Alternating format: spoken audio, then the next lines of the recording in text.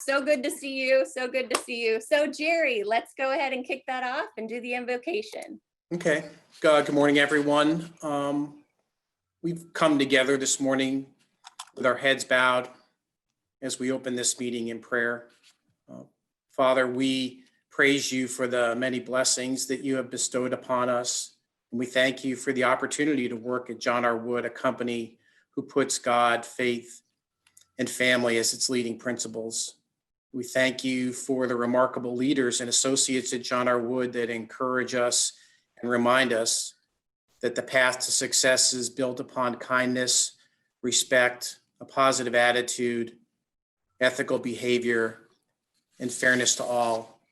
And we pray this morning for our country, our leaders, both locally and nationally, our armed forces in harm's way overseas, our health caregivers and first responders. We ask that you protect our family and friends and that you strengthen our hearts and minds at a time when our lives can seem distant and disjointed. And finally, we pray for an end to the pandemic and that we ask that you share thoughts of comfort and encouragement to all those who may need them in this challenging time. We give thanks and we offer these prayers in Jesus' name. Thank you very much, Jerry. Next, I would like to call Mr. Phil Wood. And Phil, go ahead and kick it off for us. Well, first, thank you, Jerry. That was very nice. Good morning, everyone at John R. Wood Properties. Glad to have you online this morning. Wish it was in person, like Corey said, but you know, we do what we have to do. What a year we are having. Our spring months were obviously slow as COVID hit, but things went wild starting in mid-June, and they've not let up since. As I talked to other large brokerage operations from around the US, most are reporting a surge in sales everywhere in their territory except for selected large cities. And we all know where those are, places like Boston and New York and Chicago and Miami and Atlanta, etc. And even we're even getting buyers from California. Although most of you are crazy busy, one of the really important things that you are doing is delivering great service, even as you handle more customers than ever. And I believe let me read you a few excerpts from some of the recent buyer and seller satisfaction surveys. I believe that I've worked with as many as 50 different agents. Diana is the nicest, most honest, and hardworking agent I have ever worked with. Next one, Robin is the kind of advocate and agent that you dream about. If you have the opportunity to have her on your side, you should take it, period. Next one, Trisha is a superb communicator, at least a 5-star experience. I think the true measure of Doug's greatness is the fact that he's there to continue assisting us with the move, finding contractors, etc. after the sale is complete. We recommend Doug to anyone. Julianne gave our best interest top priority and worked extra hard to find our dream home in this very competitive market. 5 stars plus. Frank could not have been more helpful, encouraging, and efficient in putting all the work together, leading to a closing in record time. There are many more samples, but you get the idea. I'm very proud of you when you receive glowing reports on your hard work and professionalism. And Doug, I didn't throw you in because you're on the screen. I didn't realize you'd be up there. Now let's talk about the future of the company for a moment, for you should know the facts. And feel free to tell anyone at other real estate companies. One of the issues that we encounter from time to time is false rumors, but that's part of the price of being king of the mountain for multiple years. Number one, we are very financially stable with substantial reserves. In the event of a major recession, we are very well prepared to weather the storm. Next, we have no operating debt other than mortgages on the, some mortgages, not all, but we have some mortgages on the 4 buildings that we own, the 4 JRW office buildings, otherwise no debt. I currently own 100% of the company and will not be selling it. Corey and Nikki will soon be sharing that ownership with me. Next, I'm not retiring anytime soon. The talk of my demise is early, or whatever that saying was that W.C. Fields said, I think. My current plan for working goes out for 5 to 10 years, although I will be taking off sometime in the summers. And we have put together a fabulous leadership team. That's one thing we've really worked on building during the last 5 years. They will lead the company into the future, continue to improve our marketing, technology, and other agent services, and help increase agent efficiencies so that you can do more business. Here's a quick review of them, and please use them to help your business. Ron Howard, VP of Sales. Deb Spar, Relocation Director. Nikki Wood, Compliance Officer. Gwen Van Loos, CFO and VP of Finance. Chris Barr, VP of Technology. Corey Matlosky, VP of Operations. Jill Trapasso, Facilities Director. James Schnars, VP of Marketing. Cheryl Deering, JRW Developer Resources. Spencer Haynes, VP of Business Development. Bonnie Williams, VP of HR. Dottie Babcock, Broker Emeritus. And by the way, Dottie has worked a whole lot this year, and both remotely and in person. So I don't want anyone to think that she's disappeared. And finally, Mike Dodge, who has a new title. He'll still be handling our research and stats, but will also be in charge of education since he's already been teaching a lot of classes. Congratulations to Mike. I should also note that we are not interested in having the most offices or agents or the largest geographic area. We are focused on increasing sales within our footprint, ultimately helping agents, staff, and the company earn more dollars. We are renewing our efforts to be the luxury force in Southwest Florida and implementing new marketing that will help all of you obtain listings, especially in the upper price category. That segment is becoming increasingly important as prices keep moving up in our area. And each of you are capable of handling listings in that segment. So there's no reason for you not to do business in that arena. More on that within a couple of weeks as we announce some special programs. And James will be on in a few minutes to talk more about increasing our marketing expenditures as we also go after the $500,000 and up market. And we are really doing some cool things with the capabilities of digital. It's just amazing as we get further and further into that. And a special shout out to our staff who never got a chance to see the off season this year. They've been working hard to support the agents and handle all the listings and sales, which have been off the charts. So keep it going and all have a great season. Best wishes for your continued health, happiness, and success for you and your family. Thank you. Thank you so much, Phil. Appreciate that. And next, I would like to welcome Ron Howard, our Vice President of Sales. Ron, take it away. Thank you, Corey. Good morning, everybody. Nice to see you. And I've been out meeting many of you, and I'm going to keep coming out and meeting as many of you as I can and listening to what you have to say about the future and things that affect you and hopes for your own business. I'm really enjoying it, and I'm very glad to be here. What I'd like to do is share my screen a little bit and just give you a little bit of an overview of some things that I think are worth talking about. First of all, you guys are awesome. You're beating the market. When you look at year-to-date sales from 2019 to year-to-date 2020, you know, it's no secret you guys have been really busy, but just how busy? Well, the market in Southwest Florida is up 16%, and I know you guys feel that. However, John R. Wood Properties is up 22%. So there's something special when you beat the market. You don't just ride the wave, you're in front of it. So congratulations to everyone. Now, this is really important. Companies set goals, and the term stretch goal, many of you are familiar with, right? It's a stretch. It's supposed to be a stretch. You obviously have to aim higher than you expect to go to get to where you want to be. Well, I got to tell you, your managers really believed in you, and they set some pretty high goals last year, and no one knew about the COVID problem that happened and then the COVID bump, so to speak. And look what you did. You're 103% of the goal year to date. That was the stretch goal.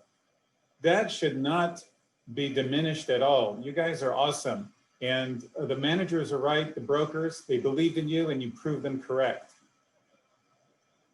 One of the things that some of us have talked about is these prices have risen pretty fast. And we remember the last time that happened, a lot of people were saying, okay, this isn't sustainable.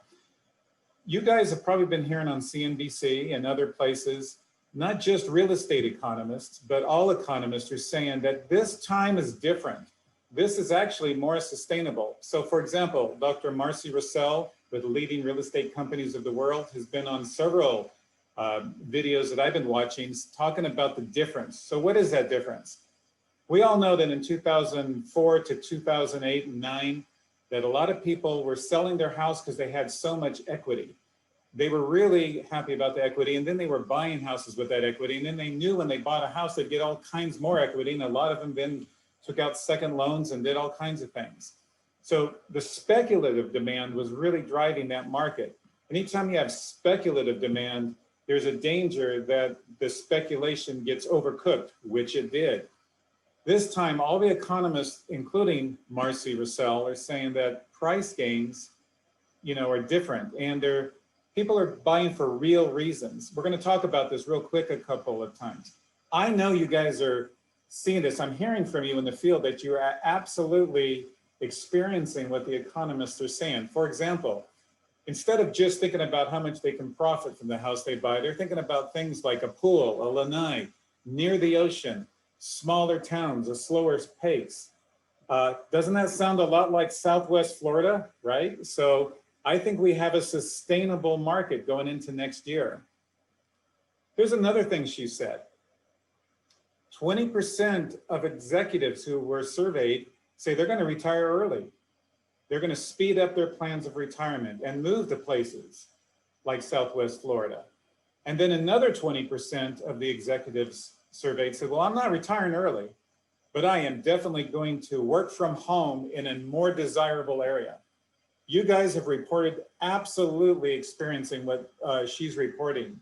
I love it when the economists and what's really happening are clearly coming together and real. So this is really hopeful for a very sustained, really healthy market in Southwest Florida. Now, let's think about something that's going on that's really positive for all of us. Nationwide, I've heard it from you guys individually, and I'm hearing it nationwide. Real estate agents are reporting that the open rate, or simply just the response rate in dialogues of their marketing, is increased somewhat to triple-fold even. People are more receptive. They're more receptive to you and to your marketing, to your discussions about real estate. So I think that we should all maybe focus on the frequency that we communicate with people. Have you ever noticed that life moves fast? I mean, how do you feel some days, right? And it used to be once a month updates of the market kind of were enough. Not anymore. People's lives are moving quite fast. So think about increasing your frequency with all your contact and your marketing. I think I would be remiss unless I didn't focus on listings. We expect that there's probably going to be some continued low inventory. And that is really hard work, right? When you have buyers, you guys have been experiencing that. So if you can increase your listing mix, like Phil said, you'll be more in control because you will get paid and you will have the listing. So could you more frequently take your own style and things you do and increase and stay, as Larry Kindle in the Ninja program says, in flow, be more in flow with people, specifically in flow where you're targeting information about how much they could get for their house, and maybe they could go ahead and make that move. Like the survey said, if they're wanting vacation type of homes, larger ones, they want a pool, they want a lanai that they don't have right now. So let's just really focus about that. I'm so proud to be with you guys. I've been here coming on 11 weeks now. I am so happy. I'm so happy in the direction of the company and the focus on the 2.5 million and above, as well as 500,000 and above. I am excited about what we're doing and the things you're going to hear today. All right, guess what, everybody? We have a drawing. We have an Express Docs gift certificate, gift card, and that is going to Lori Zor. So congratulations, Lori Zor.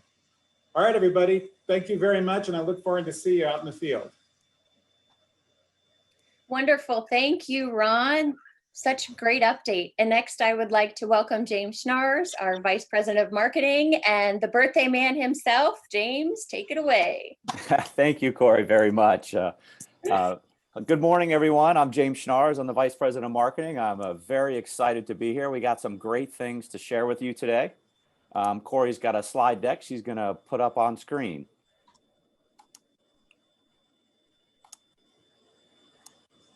All right, we good? Yep, go. You're at the bottom. Go to the top. Oh, man. Don't you love that? Oh, man. See, never a dull moment, huh? There we go. All right, let's try that again. Rewind. Okay, great. Thank you, Corey. You're welcome. You got it. All right, we'll go to the next slide. Thank you. So the first thing I want to talk about is our new advertising campaign that we put together for this upcoming season. We're very excited. It's a focus on luxury. We have new TV commercials and new print ads that we're going to release. You may have seen some of this in the current market, as we did start using it a few weeks ago. So if you've seen it, hopefully you're excited about it. So this is the first in a series of 3 print ads. You'll see it is a single page ad that we're using on the back covers of some of the publications here locally. You see on the right-hand side, I've just blown up the copy so it's easier to read for you. So it elicits a response and touches your emotions. So you'll see the headline says, "This dream will end when you find a better one. It's your move, make it your best one. As an area's #1 brokerage, rely on our local expertise and 6 decades of experience." And at the bottom, it says above property available by appointment. Now, the greatest thing about this campaign, or one of the great things I would say, is the fact that these are actually live listings that you see. And these we are going to replace with your listing. So this is a listing that we currently have in-house. So if you have great listings with awesome photography, please reach out to me, let me know, and you could show up in one of these branding ads and we could use your individual listings. You'll also notice in this ad the use of white space. So you'll see it's very clean, modern, upscale, and targeting that luxury buyer or seller. So we'll go to the next ad in the series. So ad number 2, you'll see it says, "Starting from here, imagine where you'll go next. Change is good, sell with confidence." So you see we're targeting sellers and to get listings, and obviously this takes on that same format as the last ad, so we have a nice branded campaign. Again, this is a property that we currently have for sale. The next one, Corey. And finally the third in the series, it says, "You only thought you lived in paradise until now. It's time to sell. Your dream home is waiting. The area's #1 brokerage, rely on our local expertise and 6 decades of experience." Again, this is a listing that we currently have, and we have 3 TV commercials for you to see that we've produced, and they are 15-second commercials. So what we typically do is do bookends, meaning so in the commercial breaks, the first commercial in that break would be a 15-second John R. Wood spot, and then the last commercial in that break is a 15-second John R. Wood spot. So that's what we call bookends, and that's what we mainly try to book in the space that we buy here on television. So go ahead, Corey, you can play the first spot.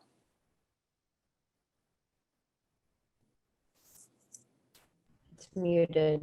Yeah, I'm not hearing any sound for some reason, Corey. You need to unmute yourself. Make your next Okay, it's muted. Yeah, Thank so you. just go There we ahead and replay that. Yep, thank All right. you. This dream will end when you find a better one. Sell with the area's most trusted advisors. Make your next move with John R. Wood Properties and bring your highest expectations.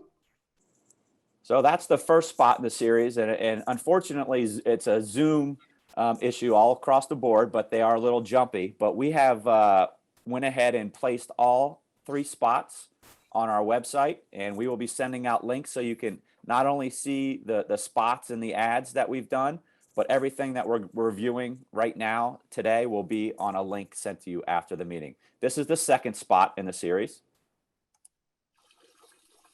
Starting from here, imagine where you'll go next. Sell with the area's most trusted advisors. Make your next move with John R. Wood Properties and bring your highest expectations. Great, thanks, Corey. And there's one more in the series that we'll go over and play.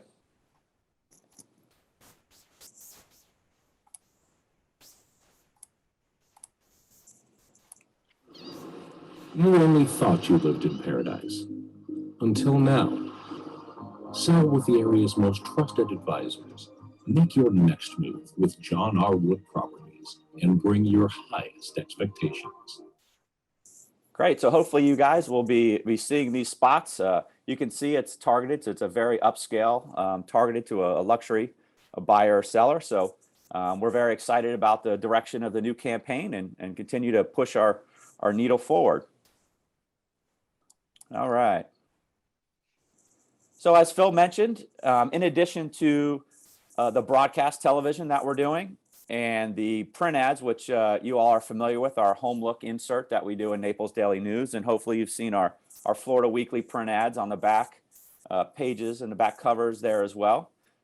We do blanket the digital space, and we have some exciting programs that we currently are all across the net. So the next slide, Corey. So you'll see these are examples of display ads. So we are actually targeting 3 different segments, and you'll see that in the messages.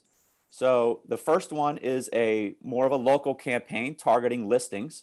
So the banner says, selling is easy when you're powered by John R. Wood, and that runs in the local market. The next one is an open house banner. Oops, sorry, Corey. Yep, stay on. Yeah, thank you.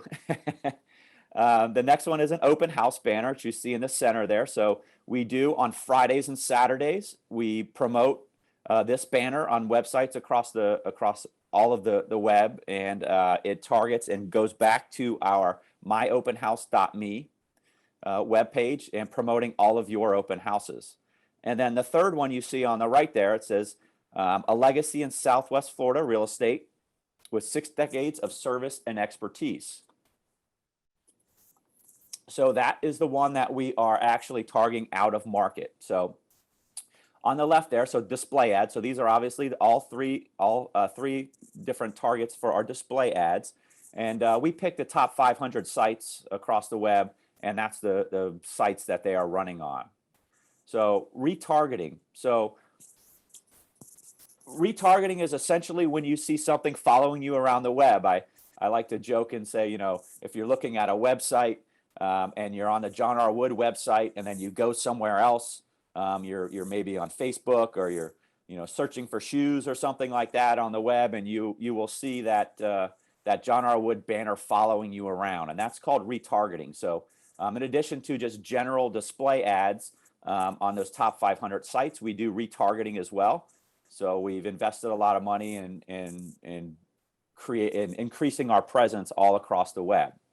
Device ID, this is really neat, and this is a little bit of a big brother type of thing that we do. So for example, if you've been to the Ritz-Carlton in the past 6 months, and then you are now back up north, we can tag your phone, your cell phone, and that is your device ID, and we can tell that you've been at the Ritz-Carlton, and you are now back up in Michigan, Ohio, or Northeast, and we are targeting you on your cell phone when you are out of market. So that's our out of market creative that we are targeting. So it's really, really neat. It's a great program. So we've seen a lot of traffic to our websites from this.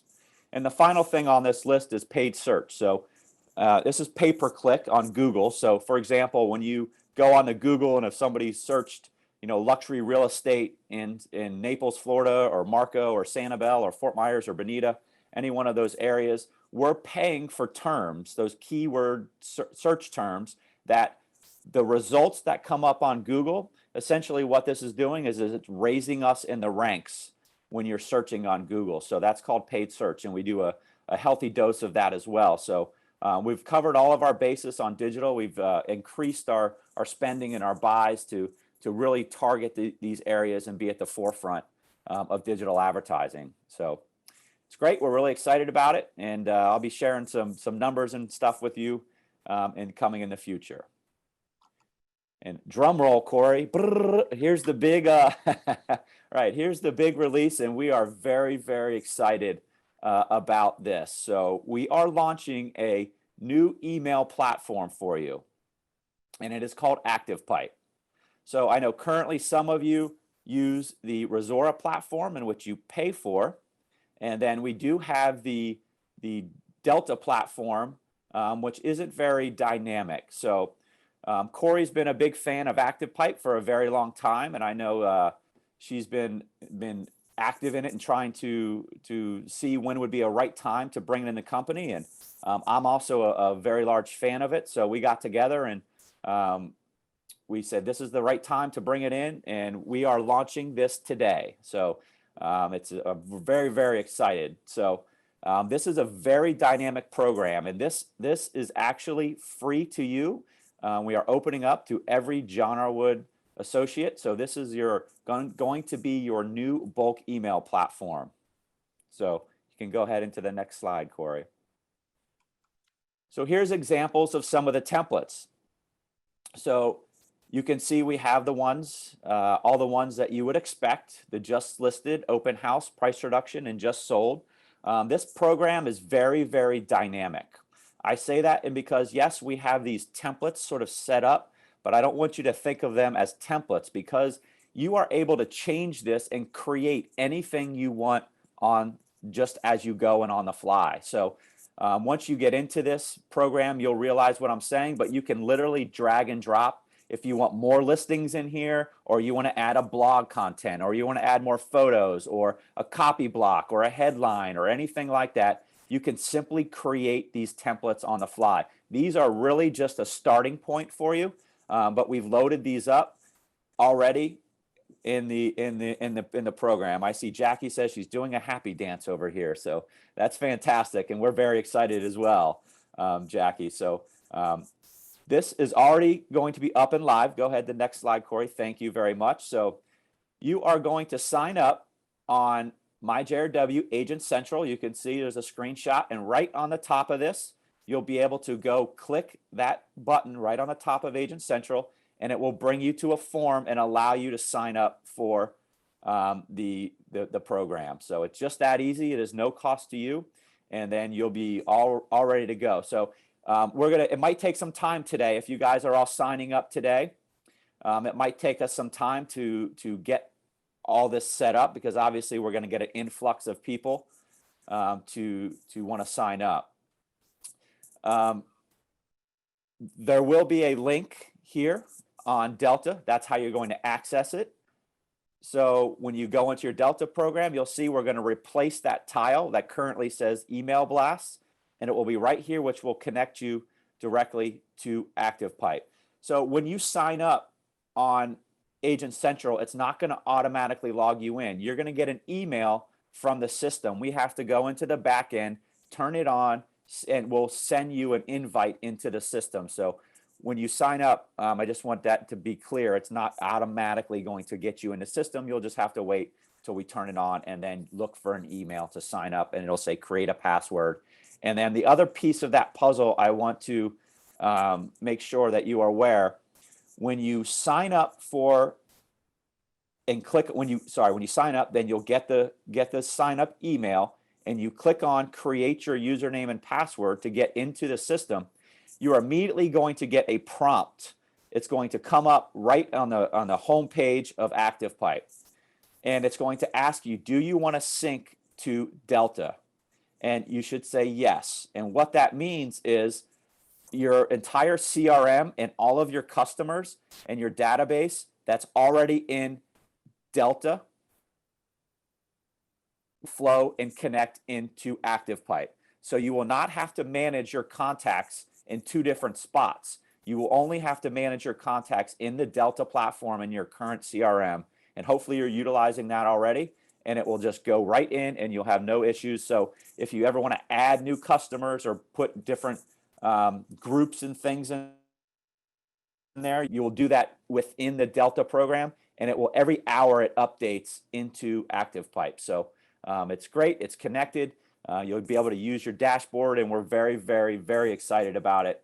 So hopefully you all will jump in and sign up and start utilizing ActivePipe to increase your sales and listings. So thank you very much. All right, we have tons of training set up for you. And after this meeting, I am going to send out an email with all of the trainings and all of the Zoom links. We already have it all set up for you. So the first one will be today at 2 p.m. So if you're anxious to get started and get rolling, so you'll be able to do that right away. So again, I'll send an email out and you'll have all of this available to you with Zoom links, and you can set this up in your calendars. We're also going to post that, by the way, on the MyJRW. Corey's giving the thumbs up over there. It's going to be on the MyJRW Agent Central training calendar. So if you forget or don't see that email, you can always go into Agent Central and see the trainings are set up there. All right. So one of the last things I have for you, or second to last things I have for you, is updated business cards layouts. So we've already updated these, and they are already loaded in Express Docs for you. We just went in and cleaned these up a little bit, and for a more cohesive brand, so we all can use the power of that brand when we're handing out our business cards. So just wanted to make you guys aware. So again, these are already loaded in Express Docs, and you should be all set. All right, the second to last thing I want to show you is JRW Insider. And in addition to posting information and updates on Agent Central, we also have a Facebook page, which some of you are on already, but we do share information and company updates and initiatives that we are doing on Facebook. It's just another way for us to communicate with you. This is a closed group, so no one else can see or see this page or anything that's written on it or any information. It is a private group. So if you go on Facebook and search for JRW Insider, Scott Kelsey actually manages this page, and he will accept you into the group once he confirms that you're a John R. Wood agent, and then you'll be able to see us in your news feed and be able to stay ahead of all the company. All right, and the last thing, we have another giveaway ready. It's a $250 credit to Boost by HomeSpotter. So hopefully you are using this Boost program already. And the winner is Dave Lassard. So congratulations, Dave. You have a $250 Boost credit that you'll be able to go in and use and promote yourself and or listings and or for sale. So thank you, everyone. If anyone ever has any questions, you can reach out to me directly, and I'll be happy to help you with anything. So thanks a lot, and we'll talk to you soon. All right, Dave. All right, congratulations. Very cool. Good stuff. Well, I just want to give you a quick overview of tech. Obviously, we rolled out Agent Central a couple weeks ago, and so by now I hope that you've logged in and taken a look at that system. You'll see how easy it is to manage your listings, schedule open houses, manage your marketing content. So the whole goal of that new system is to be a hub for you. We have some great things coming out from our tech department led by Chris Barr. Next year, we're going to be, for those of you that have John R. Wood agent websites, we're going to be rolling out different templates for you. So I know that this has been a long time request. So I want to give a big shout out to AJ. I know AJ's on here somewhere, but I know a lot of you have been working with AJ, and he's just been a wonderful addition to the family. So AJ worked with us to create some new templates. So look forward to those coming soon. We also are going to have the availability of individual property websites. So some beautiful, stylish, forward-facing individual property websites that are going to be coming to you as well. And we want your feedback. So this is Phil's big thing. We want your feedback. We want positive, we want constructive, whatever it is, we want your feedback. So please feel free to give us any and all. And next, I would like to welcome our featured speaker. And our featured speaker for this morning is Anthony Huey. And Anthony is a communications master. And one of the things that Ron talked about was over communicate. And we thought it would be absolutely perfect to bring Anthony in and give you some tips communicating, whether in person or via Zoom. So Anthony, I know you're on there. I can see you. Take it away. I'm going to spotlight you. All right, great. Thanks, Corey. Good morning. My name is Anthony Huey, and I'm here to answer your burning question: who is this guy, and how is he somehow qualified to talk to me about talking to other people? Because that's what we're going to do over the next hour. Well, let me tell you, I've spent my entire career communicating, first as a news reporter and a news editor, where I basically dug up dirt. I dug up information on companies and organizations like yours in order to get a better news story. But I got out of the business of writing news, and now I run a company called Reputation Management, and I do three things in life. The first thing that I do is I help organizations communicate in the good times. So I do a lot of marketing, I do a lot of branding, I do a lot of message development, I do a lot of PR. So if you're trying to generate a little story about the real estate market in Southwest Florida, I help you be a little bit more successful placing that in the local paper or on TV.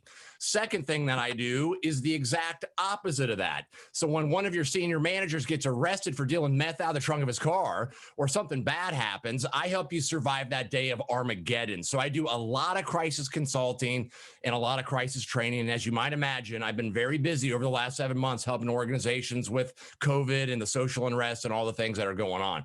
And then the third thing that I do, which is about half of what I do, and why Corey asked me to come in today, is I help people just like yourselves more effectively communicate, whether it's a client, you're sitting on their couch in their house, whether you're talking to somebody on the phone, when you're doing a little presentation or training. I help you stand up and be more successful as a communicator.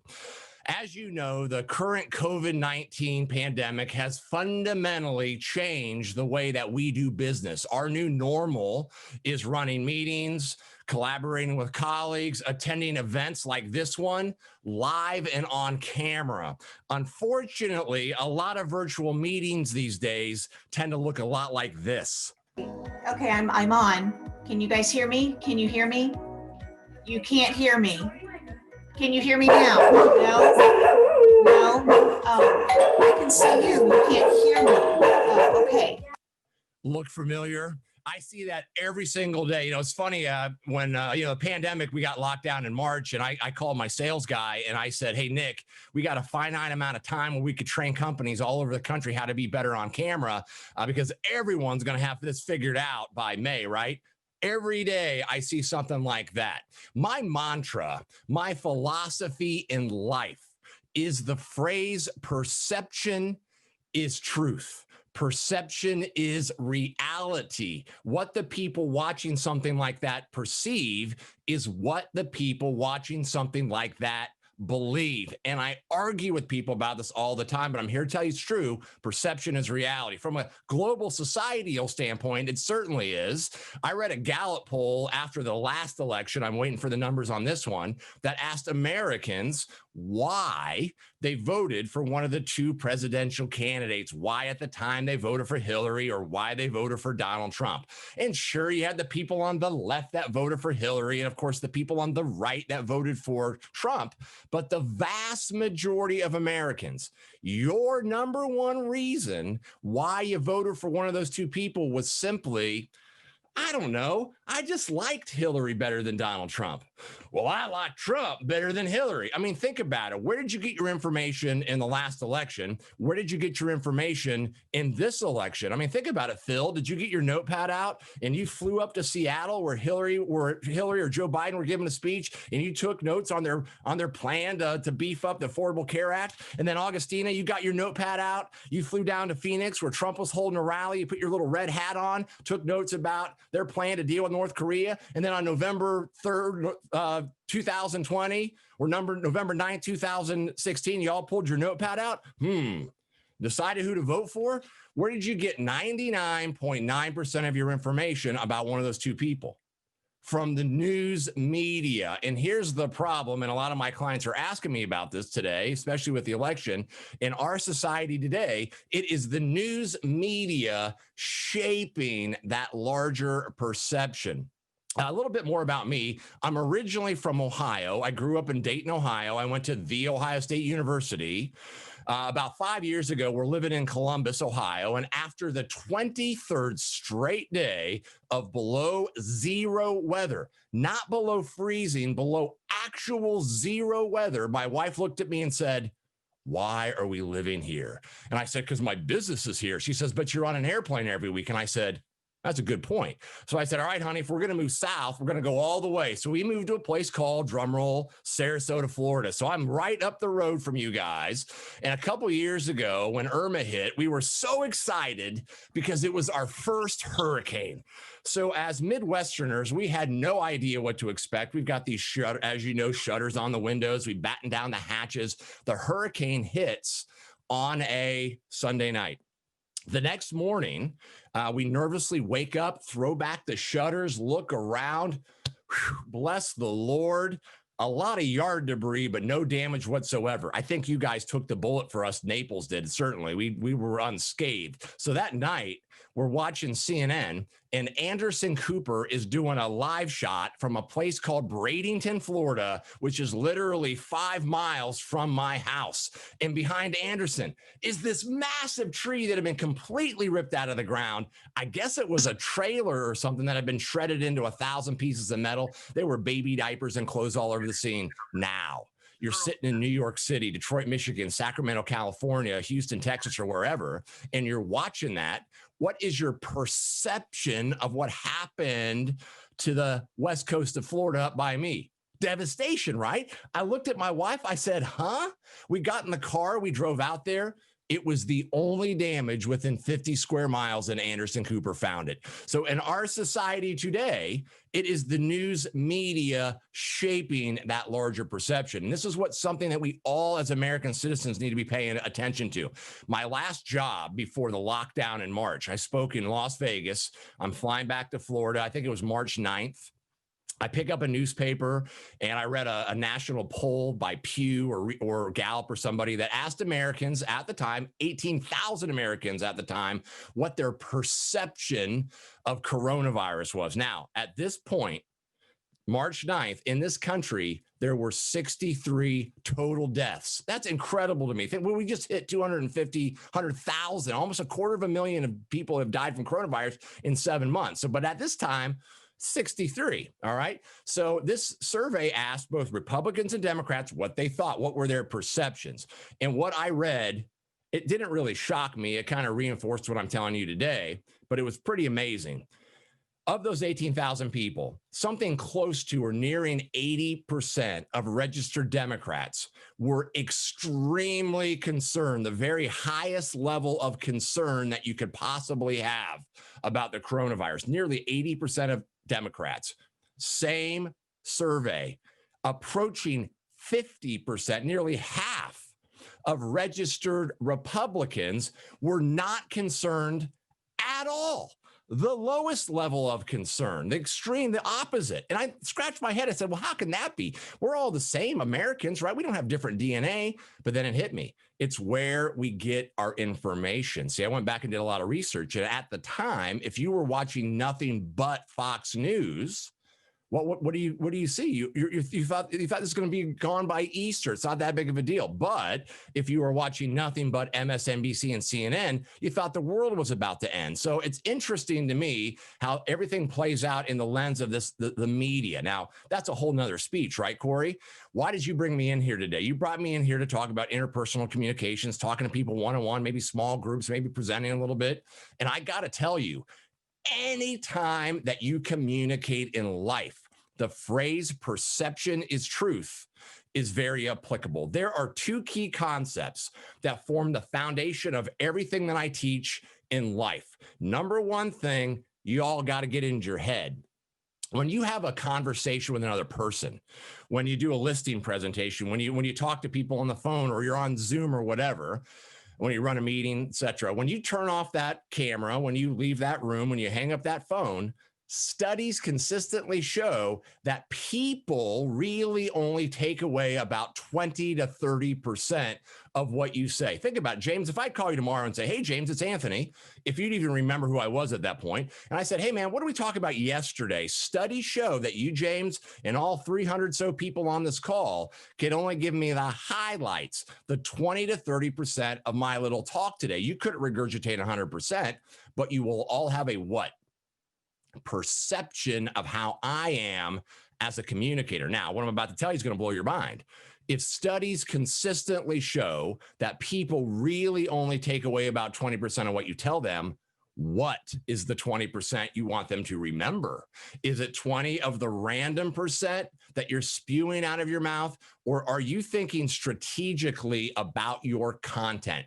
Have you all heard, I'm sure James has, have you heard of the marketing rule of 7? What does that mean? In marketing and advertising of product, services, and your company, your agents, you need to expose your audience to your messages at least 7 times before it's implanted in somebody's brain. That's why James has a series of advertisements. You can't just run one ad and then everyone's going to come and bow down at your feet. Now, with that said, if they're only remembering 20%, but what is the 20% you want to remember? What strategic thought are you putting into those words? Most of you, and by you, I mean all people in business, are not strong communicators because you're going into meetings, you're going into presentations, you're going into conversations, and you're just going to spew whatever comes out of the top of your head, out of your mouth. You're just winging it on the fly.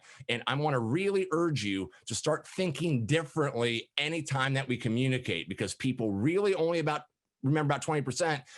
What's the 20% you want them to remember? And what's the perception you want them to have about John R. Wood or whatever it may be? All right, so that's concept 1. They only remember 20%, but they'll form a perception. Just like when you watch that little clip I showed you in the beginning, that was a little put on that my wife and daughter, we put together here right when COVID started. When you watch something like that, what's your perception of the person who's in shadow? You can't hear him. The dog's barking in the background. It's an interesting thing to think about. Concept 2. At any given time while you are talking in presentations, in meetings, in conversations or whatever, at any given time while you are talking, 50% of your audience is not paying attention. 50% of your audience is engaged in a deep personal thought. Right now, half of you aren't even listening to me. Truly, what are you thinking? My wife hates me. My son, he's such an idiot. What are we going to have for dinner tonight? Truly knowing that even for great communicators at any given time, half your audience is mentally checked out. What do you think our goal is when we talk to people? To constantly do what? Snap the people back. But here's the problem. If you're like 90% of Bobs out there, and I know we all have a Bob at our company, or we know a Bob, and you get up and you talk like this. Hi, my name is Bob. I'm never going to look anywhere else the entire day. I got 50,000 PowerPoint slides. I'm going to drone on in one monotonous tone. Where do you think the 50% of people not paying attention goes? Up to 80 to 90%. And where does the retention of content go? Down to 5 to 10%. So if you want more people to hear the words that are coming out of your mouth and more of those people to retain more of those words, you need to be what I call an interesting communicator and learn how to snap the people back. So that's the second concept that I focus on in life, is how are you delivering your content in an interesting way that makes people pay attention to you and thusly take more of your content away. And hopefully it's the 20% that you want them to remember. So if you think about it, anytime that you communicate in life, 2 things going on. 1, what you're saying. 2, how you're saying it. They need to be treated equally important. So what we're going to do, I was talking to Corey. Corey saw me, I think, at the Florida Realtor Association. I gave a speech there in the summer, and we talked about what should we share with you all. And I could spend truly 3 days, straight days with you talking about this kind of stuff. What we thought about, though, is what you're doing now. I know it's kind of a hybrid on Zoom and in person, but as you might have noticed in the last couple of weeks, I think we've really been moving on to something's happening in the country where the cases are spiking. We live in Florida, so who knows what's going to happen? Probably nothing. But I think we're going to start moving more to these Zoom calls, and especially if you're trying to communicate with somebody in the north that's moving down, Zoom's a great way to connect. The problem is when you look like my wife and daughter did, how are you going to make that connection? So I thought what we would do is spend some time talking about how to be more effective on camera, how to up your game on camera. I'll talk a little bit about just general communications, but I want to help you out. I want to give you some just tips to get from here to here. You're probably already here. I mean, you're not a disaster. You wouldn't be working for the company. You're probably here. I'm helping you work towards perfection. You'll never get there, but there's a lot of little micro tips that I can give you that will help you. By the way, if you have any questions, go ahead and put them in the chat. And then Corey, maybe I'll end about 5 minutes early if anybody's got any specific questions. By the way, I mean, I'm not traveling. I was on the road yesterday, ironically, the third time since March, but I'm not doing a lot other than this. So if you got questions beyond this, you want to shoot me an email, Corey can give you my information, however I can help you. Okay. So interesting. Last year, before the lockdown, I gave 25 keynote speeches around the United States to a group of IT people. So every state has a conference, an IT conference, where they have county level, city level, state level people, like these IT people, they come in for a conference. And the title of my speech was called Bringing the It Factor to IT. Pretty clever, isn't it? Have you heard of the It Factor or the X Factor? I do a lot of executive level C-suite coaching. And as I traveled around the world working with these men and women, I noticed that a lot of them just have this stuff. It's really hard to put your finger on. That draws people to them, that makes people want to pay attention, and most importantly, act upon what they're being told by those people. The It Factor, these intangible it factors, is what makes a manager, and there's a lot of those out there, a true leader, and there's very few. And we've all known somebody in our life that has the it factor, whether it's a high school teacher, a college professor, a priest, a pastor, a work colleague. They're just a president, a presidential candidate. They're just very inspirational that you really want to listen to them and then act upon what they're telling you. And I have found that there are 3 areas to the it factor. The first is what I call the verbal it factor, the words that are coming out of your mouth. Leaders who have the verbal it factor focus on the 20%. They truly think at the end of my 5-minute conversation, hour presentation, or whatever, what do I want the people to remember? How many times have I reinforced it? Those words coming out of your mouth, that's a big part of the it factor. We'll talk a little bit about that. Where most people are having trouble with now is the second part of the it factor, which is the non-verbal it factor. All those things in a live audience, which I used to do a ton of, teaching people how to interact with the people in the house or the room or whatever. It's your presence, the way that you hold yourself, your body language, your tone of voice, your facial expressions, which is still important. But where have we shifted? We've shifted to this rectangle. I mean, if you think about it, it's crazy to me that in the last 7 months, the entire world now has the expectation of looking like a broadcast journalist, looking like Anderson Cooper or Brett Baer or whoever, where they have to stand up there, perfect diction. They got to look good, well lit. And a lot of people are struggling with that. So we're going to talk today about this rectangle here. How can you increase the perception? How can you get that nonverbal it factor on camera or on Zoom? And then I'll give you some tips in person too. And then the third part of the it factor, I think it's the most critical to success in life, and it's where most people fail. And it is the psychological it factor, the desire to seek out opportunities to communicate with your words. Now, here's the cool thing. I've done work with truly thousands of you in my career, and everybody on this call, you have at your core the it factor. You really do. But, and here's the problem, why I still have a job, and frankly, why I'm here today, is that everybody on this call, myself included, have these things that I call barriers to the it factor, things that we do verbally, non-verbally, and psychologically that disconnect us from the people we're trying to communicate to. And I want to call time out and say that is an extremely important concept. Anytime that you're talking to somebody, your job is to connect. And you know this for what you do for a living. If you can't connect with the homeowner, you're not going to be their agent, right? So it's all about connecting. The problem is people have these things that they do verbally, they have these things that they do non-verbally and psychologically that disconnect them from the people they're talking to. Verbally, for example, not focusing on the 20%, not being concise. Do you think being concise is important when we talk to people? Absolutely. By the way, who's ever been in a meeting or talking to somebody and you're the one talking, and while you're talking, you're thinking in your mind, what the heck am I saying? That happens to me all the time. If you ever find yourself rambling, and here's your first big tip of the day, I want you to say the words out loud. And my point is, what will that force you to do? Refocus yourself and get back to the point. So a lot of people, they ramble. My advice to you is you should think about organizing your content. So anytime you got to go to a meeting or, go to a house or talk to somebody about why they would choose you or whatever it may be, you need to think about that 20%. You need to think, what do I want the people to remember at the end of that conversation? And then my advice to you is to organize that 20% or your content the same way that I was taught to write in journalism school.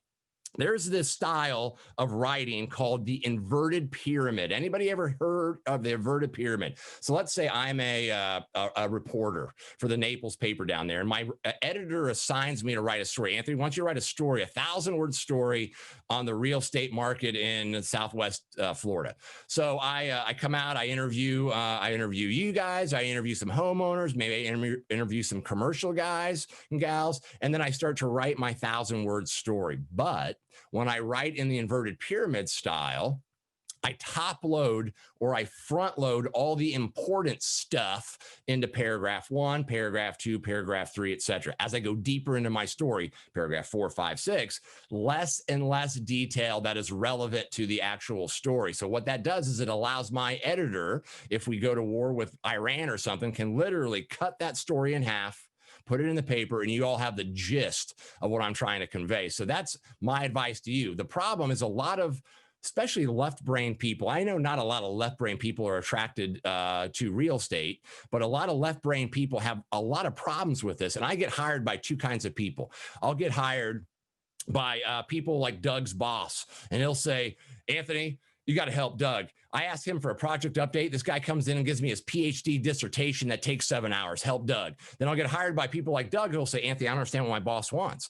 He wants me to give a project update, but in order to talk about Z, I have to talk about A, B, C, D, E, F, G. That's how your brain works. I'm asking you all to start thinking at 30,000 feet level, going into meetings and saying, look, I could talk to you for 18 hours how to best sell your house. What I think is the best thing for you and my team has put together are 3 things in particular. I'm going to touch on each of those 3 things.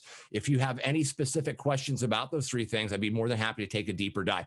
98% of the time, that 30,000 feet is all you need. The problem, people get into the weeds, then they get interrupted by the client, and then they get off track and they never get to the point they wanted to leave with them. So we're always trying to refocus ourselves and get back to that 20%. So that's those verbal barriers, not being concise, not focusing on the 20%. A lot of people, which we're going to get into now, have problems with the nonverbal it factor. This rectangle causes a lot of problems. Your background's distracting. Your lighting is terrible. People can't hear you. Your technology keeps cutting in and out. Your camera angle's wrong. All of those things, they're easy fixes. And there's hardly anybody that I see on this call, and I'm looking at you right now, that is perfect. So I'm going to give you some little tips. I got a little co-presenter I brought with me here to help out with that, to help you get to where you need to be. So we'll table that for a second, then we'll talk about the nonverbal it factor. And then the third area of the it factor, these barriers, is the psychological it factor. And this is where most people fail. What's the number one fear in America next to death?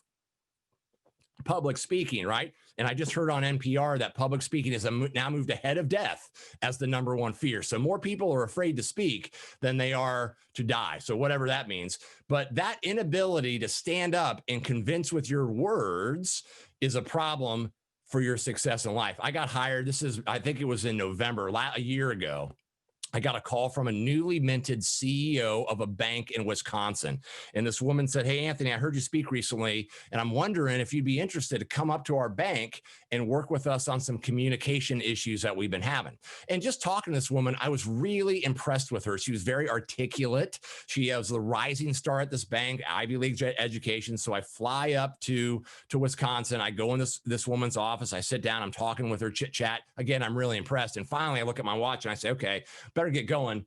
Who am I here to work with? Where is that person?" And she looks at me and she says, "You're here to work with me." And I said, "Well, Diane," that was her name. I said, "You sound really polished. What's going on?" She's like, "Come here." So we go in this other room. She says, "Sit down." So I sit down and she stands up and she starts to give a presentation that she has to deliver to some clients the next week. And it starts off okay.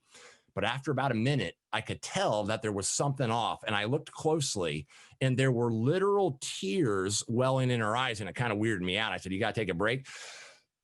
She took a deep breath, came over, sat down next to me and said, "See this? This is why you're here." She says, "I've been in this position for about 2 months and I'm having a hard time with it. I'm an extreme introvert. I have been since I was a little girl. Parties are difficult for me. Large groups are difficult for me. And up to this point in my career, it hasn't been that big of a deal." I think she came up through operations or finance. And sure, she had to talk to people, but it was mostly where? On the phone or small groups. It wasn't that big of a deal. But now as CEO, she's being asked to give more keynote speeches, more networking events, and she's having a hard time with it. In fact, she told me that she told her husband a week before that she might have to resign her position. Then she looks at me and says, "Anthony, you're my last hope." Talk about pressure. So that inability for Diane, and there's a lot of other people, men and women that cannot stand in front of other people, that inability for her to do that was impeding her success in life. Now, here's the cool thing. I found that if you can remove the verbal barrier, if you can remove or overcompensate the nonverbal barrier, if you can remove or overcome the psychological barrier, what you're left with is the it factor. And that's how you connect with people. So really, if you want to know what I do in life, I spend my entire time working with people to remove those verbal, nonverbal, and psychological barriers when it comes to communicating. And everyone's got some different things going on. All right, so let's get going. So we've got this thing right here, this rectangle. Most people are having trouble with it. I, in the beginning, had trouble with it. Luckily for me that back in last December, so almost a year ago, I got so tired of being on the road. I said, I got to do something about this. I'm not being able to enjoy Florida.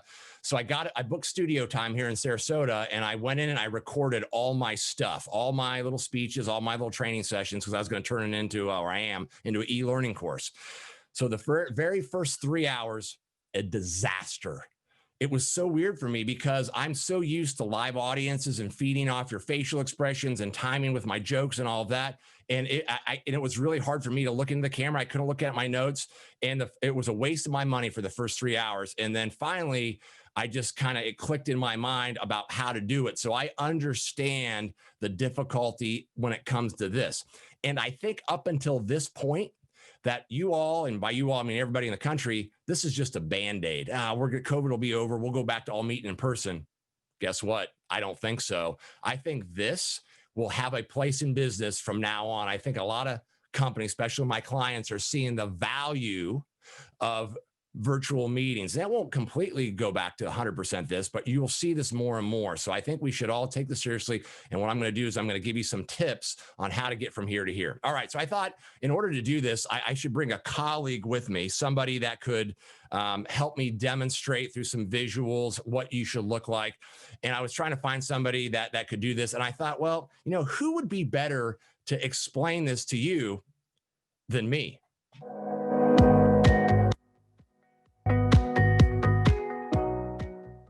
Let's talk about the camera and the camera angle. One of my best bits of advice to up your virtual game is to raise the lens of your camera to eye level. Most people break this rule because most people's camera is on their laptop or their iPad sitting on their desk. And the reason that you don't want to have the camera below your face, well, there's a few. One of them is that we're looking up your nose. and we're looking at your ceiling, and that's not what you want people to be looking at. I got to tell you, I've become an expert in ceiling fans over the last 3 months. I've seen more ceiling fans on TV and on conferences than any other time in my life. So one, by getting that camera up, we're going to look at you directly in the eye. Another reason that you want to have the camera at eye level, I figured this one out way before the COVID shutdown. I moved to Florida about 5 years ago, and my wife had a Skype interview for a new position. And knowing what I do, she asked me if I would help her practice. So I said, absolutely. I'm on the road. I'm in a hotel or something. And I called her up on Skype, and we're talking. I'm looking at her, and there was just something off. And finally, I said, honey, are you okay? Are you sick? You don't look very good. And she says, no, I feel fine. And I couldn't figure out what it was. And then finally I said, try something for me. Take your laptop and put it in your palms of your hands and bring it up to your eye level. She did that, and it instantly changed the way that she looks. You see, when the camera is below your chin or your face, it casts shadowing on your neck and on your jowls. It adds weight, and it doesn't make you look very flattering. So by just bringing that camera up, it's going to completely change the way that you appear to people watching you. This is a good time to talk about where to put yourself in the camera frame. For almost all situations, you want to be centered in the frame and following the classic photography rule of thirds, with the top horizontal line intersecting somewhere between the mouth and the eyes. This places you as the main focus of the frame and not your background. And unless you're using a professional camera as your webcam, which we'll talk about in a minute, you want to be about 2 to 3 feet away from the lens of the camera. For anybody using a mobile device like a phone or an iPad as a camera, please remember to shoot horizontally, not vertically. Let's talk a little bit about types of cameras. There are, generally speaking, 3 types of cameras that people use when they present virtually. The first is pretty obvious. It's your onboard camera that's in your laptop or your iPhone or iPad or whatever you're using. And for the vast majority of people and uses, that's going to be just fine. If you have a modern device within the last few years, it's going to have a good quality camera. It's going to have good quality audio. But if you want to up your game, there's a couple suggestions I'd like you to think about. The first is getting an actual webcam. This is a device that you plug in through a USB port on your computer that allows you to do many different things to control that perception. It's going to be a lot easier to get that camera to eye level. This is an example of a Logitech webcam, and you can see on the bottom, it's got a place where you can screw in a tripod, whether it's a traditional tripod or a desk tripod, something like this handy little thing. The other thing that this has got, and a lot of them do, it's a little shelf that you can adjust. So you can hang this on a monitor and position it for wherever you want to be. That's the other advantage of a dedicated webcam, is that you can move the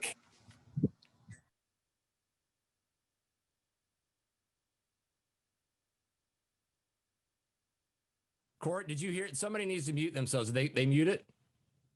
All Yeah, right. I got her. Can a laptop. A lot of my clients will put the webcam in between 2 monitors, and then their notes will be on one of the monitors, and then perhaps the people that they're talking to are on the other. So another thing to think about, they're really not that expensive. And if we're going to be doing this a lot more, I highly suggest that you put the effort in to look as good as you can. You know, that's one thing to say. I think COVID-19 has fundamentally changed the way that we do business. And even if we started to meet in person tomorrow, I do believe that a lot of people will continue to use Zoom, continue to use WebEx, continue to use Teams and all those things virtually, because a lot of organizations, and a lot of my clients at least, are seeing the cost savings of not having to travel around, and people can work from home. So that's a dedicated webcam, the second type of camera. The third type of camera is the highest level that you can go. And that's a professional camera, which is a camcorder or a DSLR camera. The main advantage of using a professional camera as a webcam is that the image quality will be vastly superior to a USB webcam or certainly your laptop. You can also use interchangeable lenses, higher quality lenses that will allow the camera to get farther from you, and you could do some more interesting things with the background and lighting. Okay. That makes sense. So if you look, I got you all on my little checkerboard thing, and very few people are perfect. So you don't have to do it now, but just go back and really look about the way that you're organizing your camera. I urge you to create what I call a studio. And I understand that if you're at home, you're limited what you could do. I very quickly in March converted one of my guest bedrooms into a broadcast quality studio. I mean, I speak for a living, so I went a little higher level. You don't have to go to the highest level, but you should have a space where you can make sure that you're looking the best you can. If you're at your office or you have one of those like a place that you go, not working at your home, there's no excuse for not being able to create a space where the lighting, which we'll talk about in a minute, and everything is where it needs to be. So just take a look. It's not that big of a deal. I'm seeing some ceiling fans. I'm seeing some foreheads. It's just little things. And by the way, when I teach people in life, it's not the one thing that makes them this fantastic communicator. It's all these little things that if you start incorporating into your camera work or your in-person delivery, that will get you to leave that positive perception and be where you need to be. All right. So that's the camera. Now, let's talk about the thing I get asked more about than anything else, which is the background, because it's so diverse. We've got beautiful scenes here on the Zoom background. So let's talk a little bit about the backgrounds and how to be a little bit more effective.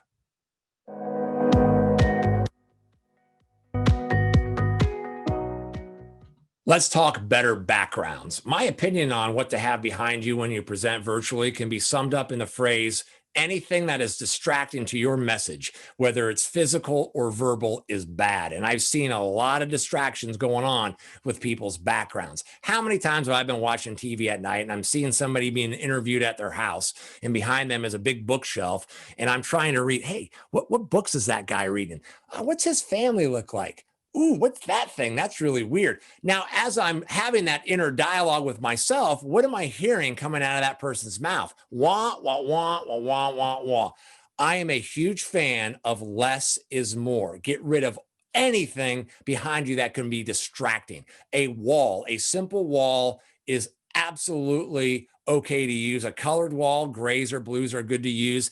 You want to make sure you separate yourself maybe 3 or 4 feet so you don't cast any shadows on the wall. If you have to be in an environment where there are things in the background, make sure that you're just removing as many distractions as possible. I want the audience to be focused on you and not what's behind you. There's also several photography supply websites, my favorite being bhphotovideo.com, that sell affordable and not so affordable backgrounds. From simple rolls of colored paper that you hang on a frame to elaborate pop-up backgrounds that can be quickly set up and then easily stored away after your virtual session. Okay, so for me, what is this? I got right behind me, I have paper. It was $70. I got a roll from BH Photo. You can get different colors. I actually have 7 different colors here that I could swap out depending on the event I'm doing.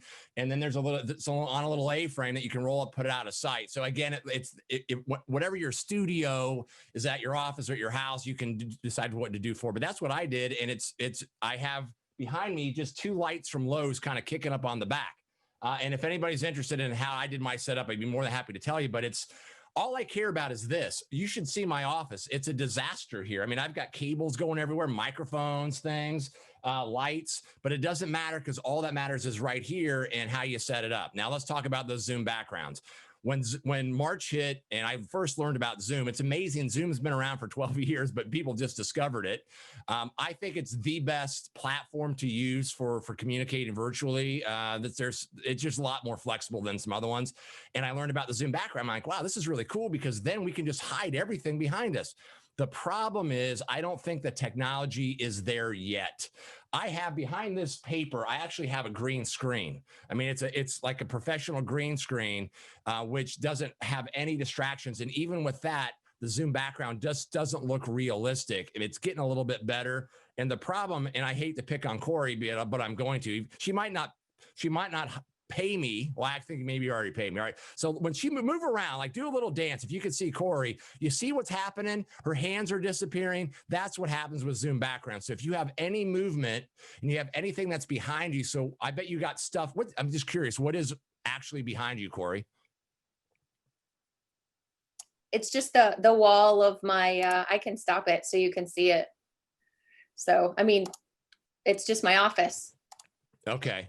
Yeah. Is there a lot of it's just weird. So No, you not, can not do something. distracting The stuff. more the more solid the background is, the better the zoom seems to be. But it might be lighting. So play with it. Again, one of my big philosophies. There's perfection and there's reality. I get it. If you can't hide the things behind you, I would rather you have the zoom background than have a lot of distractions. But we're just trying to think about how can we position yourself a little bit differently that will make us connect with you. So that's just some things to think about. I mean, they look great. The other thing is I was doing a session a couple weeks ago, and this guy was in Iowa, and behind him it was Mount Rainier, and it was this mountain, and it was obviously fake. And he had a good point. He said, you know what I usually do is I'll have it on there to start and say, this is my backyard, but I really live in Iowa. And then it gets a laugh. It's an icebreaker. But then what I asked him to do, he should probably then switch over to some regular background because it just gets distracting after a while. It's just something to think about. And by the way, don't take anything I tell you as the gospel of Anthony. If you find that that your thing works for your market or whatever, then by all means do it. I'm just trying to give you some tips to think about. So those are backgrounds. All right. So one more thing. I got time for one more thing, maybe two more things. Also extremely important, and I think this actually might help a lot of you, and it's lighting. So what do I think about lighting?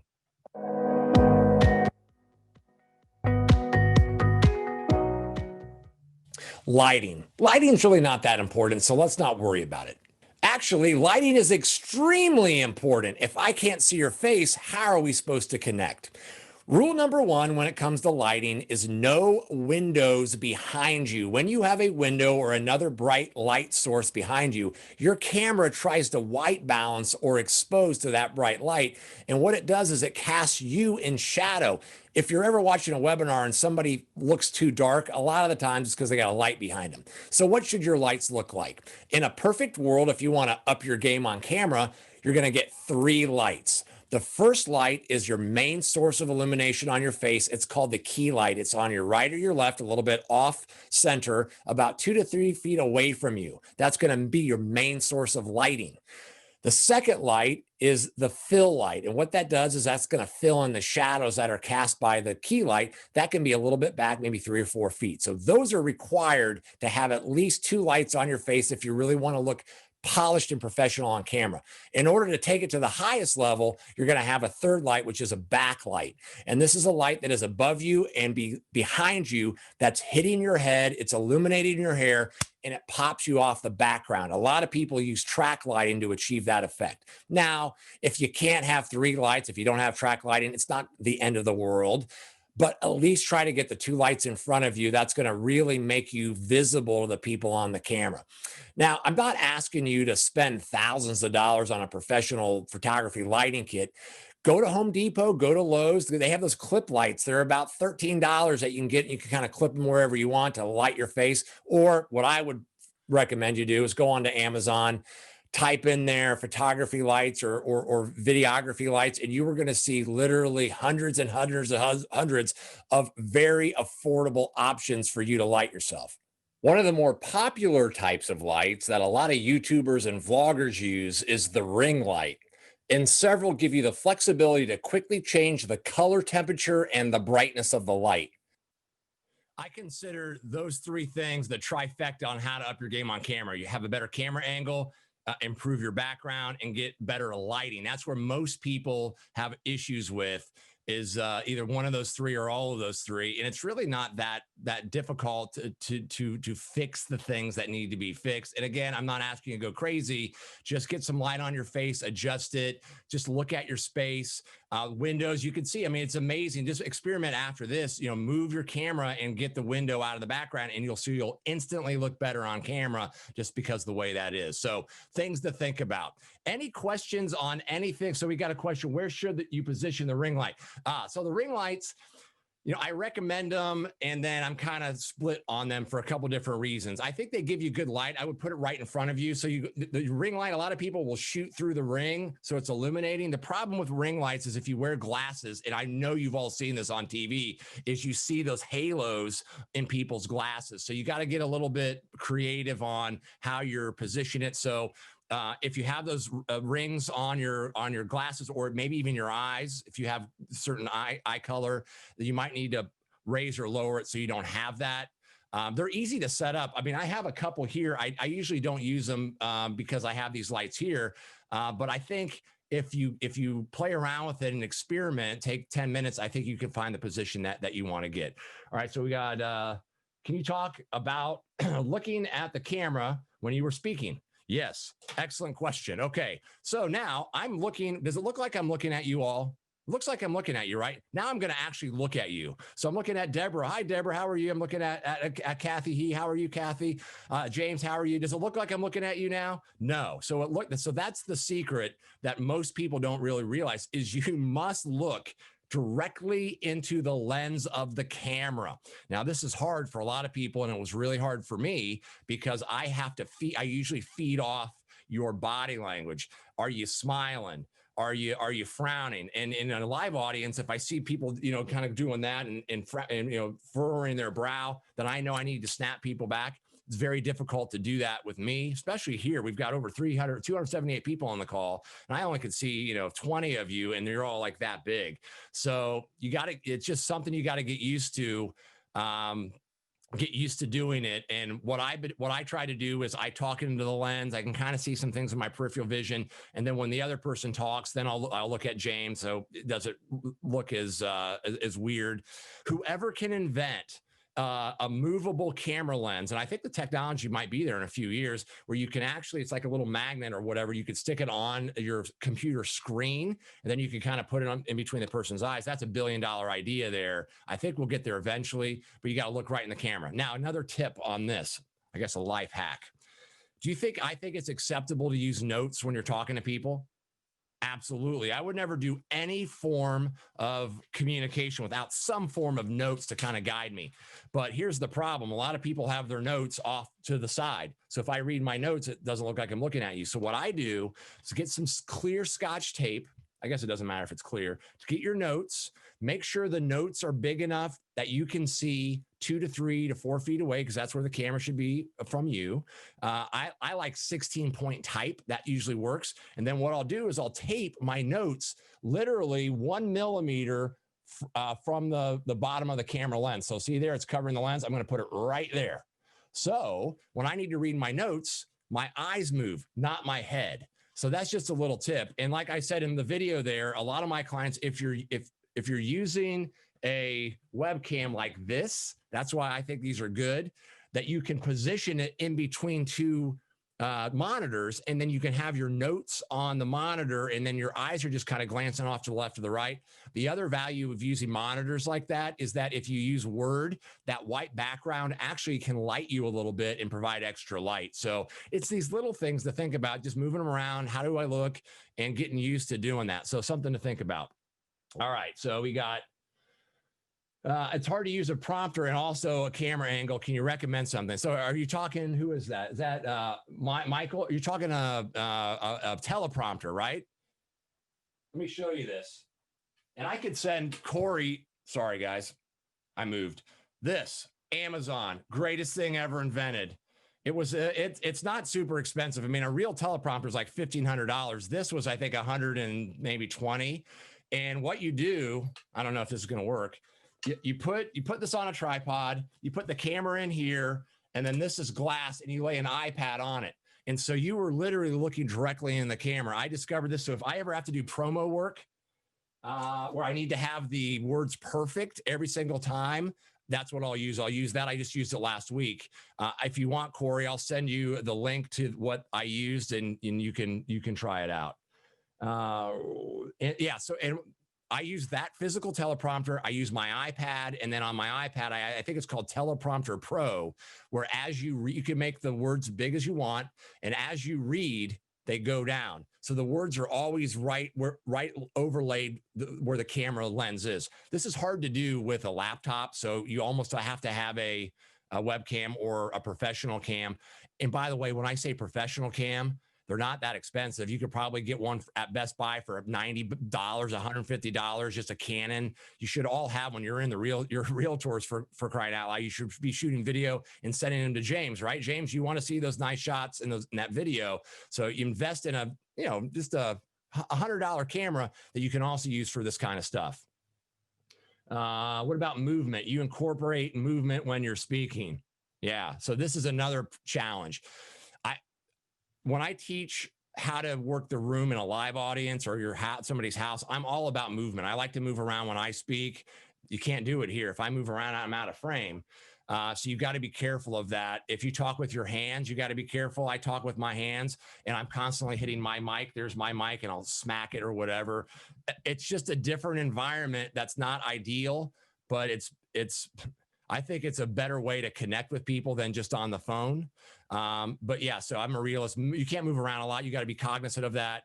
Another thing, I just did some training last week for a group and this guy was presenting for me and he was doing this the entire time. It was weirding me out. I was getting seasick, and come to find out he was sitting in a swivel chair and he had one of those habits. So, I teach anything that is distracting to your message, whether it's physical or verbal, is bad. And every single one of us, myself included, has something that we do that is distracting to other people. For that guy, it was the swivel chair. For other people, they just kind of sway back and forth. I always stand up, by the way. Right now I'm standing. I feel like I'm on my game a little bit more. I can see things better. I'm not relaxed. You see, if you're like me, when you're sitting at your desk, you'll kind of kick back a little bit. You'll put your feet up. And studies show that when your body's relaxed, your mind becomes relaxed. That's why when I do Zoom or whatever, I always stand up. It's a better environment for me, but you'll have to choose what's comfortable for you. All right. How often should we be asking customers prospect to have Zoom calls versus phone calls? This is a really good question. And it's been kind of, I've been struggling with this. So in the old days, maybe pre-COVID, we had Skype and all that, but there was never an expectation that we had to be on camera, right? Now we're locked down on COVID and people send Zoom calls and everyone thinks we got to be on camera, which is really annoying, especially for me, because I got lots of calls all day long and I got to go shower. I got to shave. I got to do all these things. All I got to do is have a 5-minute conversation, but there's this expectation. And so really this is just for dialogue and maybe, the executive team or you all, we can have a dialogue about this. But there may be a way in the future when we do Zoom calls to put in the invite, call only, audio only, no expectation for video if you don't feel you need it. It just depends. I don't feel I need to always be on video. You in your business, you may. That's beyond my pay grade. That's for the company to really give you some advice on. But I do feel that there's this expectation to be on video when it doesn't necessarily need to be every single time, when you just have to sometimes in the old days, just pick the phone up and have the conversation. I don't know if that makes sense to everybody. Anything else? Did I miss anybody? Has this been a value to you? I know it was a short amount of time. If you guys have any questions, I'm just right down the road. Email me. Corey, you can share my information. Hook me up on LinkedIn. It's just Anthony Huey. You'll find me. I'm also, I'm on Twitter and all of that. But have any questions, just email me, send them to Corey or send them to me. I want to say thank you to Corey and the entire company for having me today. Stay healthy. And I appreciate your business. Good luck. God bless. Take care. We'll talk to you soon. Thank you, Anthony. Much appreciated. So actually, there we go. Awesome. Cancel spotlight. Okay, good stuff. So thank you very much for everyone attending this morning. We appreciate every single moment that you're with us, and we look forward to the future. Thank you for all the wonderful thank yous. I'll make sure to share Anthony's information, but we do have one final drawing. This is for a $500 marketing credit, and that goes to, out of our central office, Kim Ellis. So Kim, congratulations. Awesome. So good to see you all, and thank you very much for all that you do for us, and we love you, and have a wonderful day. Take care. Bye-bye.